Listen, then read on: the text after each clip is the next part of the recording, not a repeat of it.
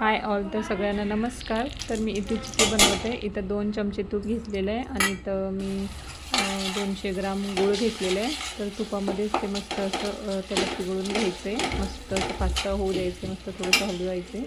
आणि इथं मी 4 इलायची घेतलेले, ते मस्त असं मोठं मोठं कुटून घेतलेलं आणि त्याच्या त्या गुळामध्ये टाकून द्यायचं आपल्याला।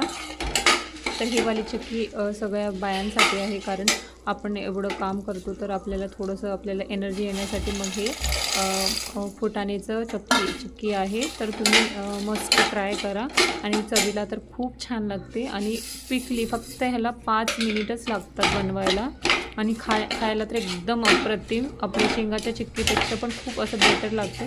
त्याच्यामध्ये मी व्हाईट तीळ पण टाकलेले, त्याच्याने पण टेस्ट आणि आपल्या हेल्थसाठी पण खूप चांगलं आहे, खास करून महिलांसाठी। तर तुम्ही इथं बघू शकता असं घट्ट असं बनलेलं आहे। तर आपण ह्याला थोड्या वेळाने काढून आपण मस्त असं एका बंद डब्यामध्ये ठेवू शकतो। तर